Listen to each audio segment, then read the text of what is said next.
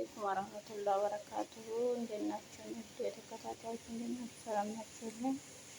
ከእኔ ጋር አልሐምዱሊላህ ሁሉ ሰላም ነው። ዛሬ የማሳያችሁ ሳሎና ነው። ሳሎና ቢልጃጅ ኢንሻአላህ ቢዝኒላህ ያው ከተሰራ በኋላ ነው የምቀርጸው። መጀመሪያ እኮ ያው መቀረጽ እችላለሁ፣ ግን ለኔ ስልክ ስለማይመቸኝ ኢንሻአላህ እና ማቀናበር አልችልም። ኢንሻአላህ አሁን ያው ሳሎና እንደማንኛውም ቀላል አይደለም። ሁሉም ነገር በስነ ስርዓት ሲሰራ ብዙ ስራ ይጠይቃል ማለት ነው። እና አሁን ሩዝን እንደማንኛውም አጥቤያለሁኝ።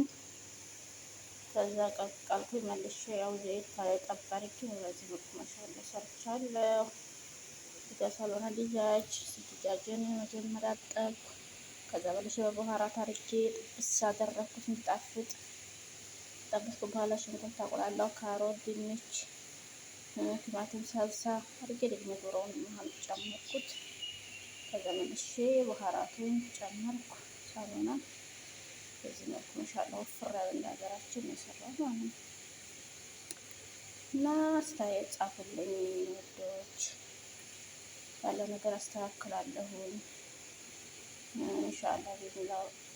በቅርቡ ሀገር እገባለሁ በቀን 20 እዛም ሄጄ እንዲከታተል እንዲሰራ ሰብስክራይብ አድርጉኝ።